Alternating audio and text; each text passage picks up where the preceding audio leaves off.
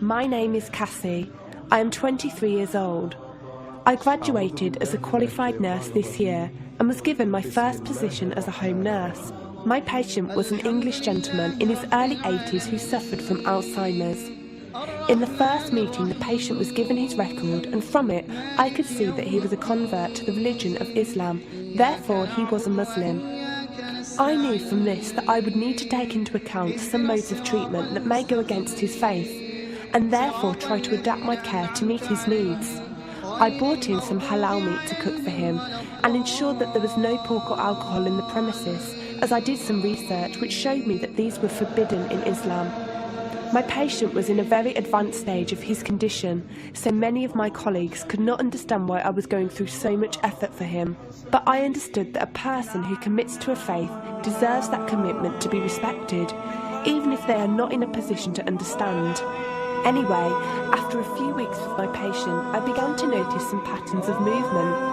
At first, I thought it was some copied motions he'd seen someone doing, but I saw him repeat the movement at particular times, morning, afternoon, evening. The movements were to raise his hands, bow, and then put his head to the ground. I could not understand it. He was also repeating sentences in another language. I couldn't figure out what language it was, as his speech was slurred, but I know the same verses were repeated daily. Also, there was something strange. He didn't allow me to feed him with my left hand. Somehow I knew this linked to his religion, but didn't know how. One of my colleagues told me about Pow Talk as a place for debates and discussions. As I did not know any Muslims except for my patient, I thought it would be good to speak to someone live and ask questions. I went on the Islam section and entered the room True Message. Here I asked questions regarding the repeated movements and was told that these were the actions of prayer.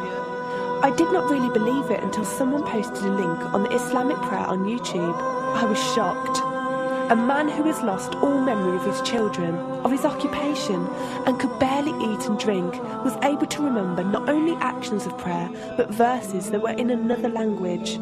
This was nothing short of incredible, and I knew that this man was devout in his faith, which made me want to learn more in order to care for him the best I could. I came into the Pow Talk room as often as I could, and was given a link to read the translation of the Quran and listen to it.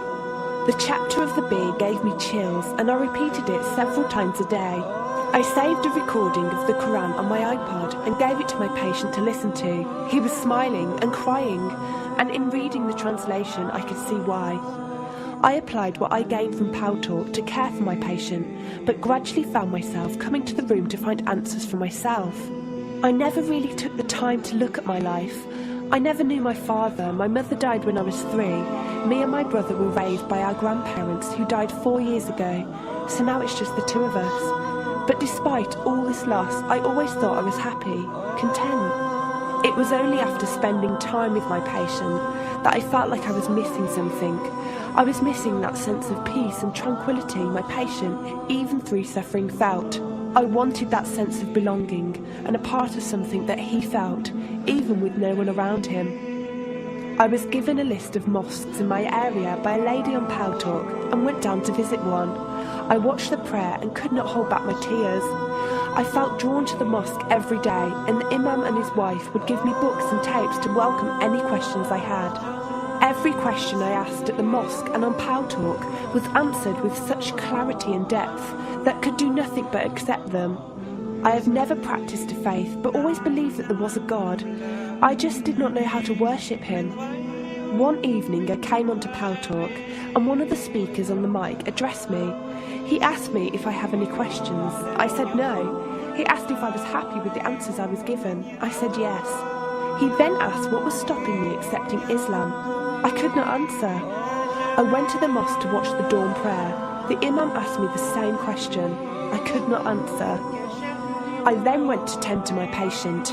I was feeding him, and as I looked into his eyes, I just realised he was brought to me for a reason, and the only thing stopping me from accepting was fear.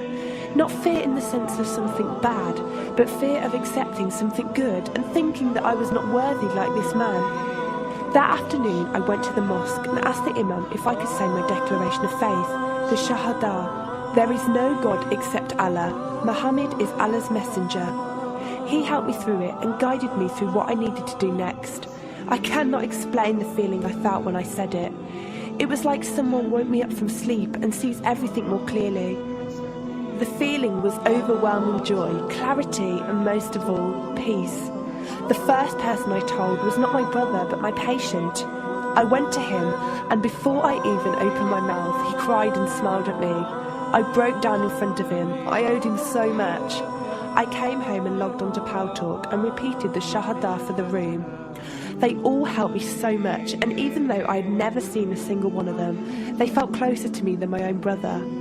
I did eventually call my brother to tell him, and although he wasn't happy, he supported me and said he would be there. I couldn't ask for any more. After my first week as a Muslim, my patient passed away in his sleep while I was caring for him. Inna lillahi wa inna ilayhi raji'un. He died a peaceful death, and I was the only person with him. He was like the father I never had, and he was my doorway to Islam. From the day of my Shahada to this very day, and for every day for as long as I live, I will pray that Allah shows mercy on him and grant him every good deed I perform in the tenfold. I loved him for the sake of Allah, and I pray each night to become an atom's weight of the Muslim he was.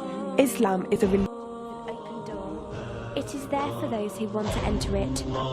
Verily, Allah is the most merciful, most kind.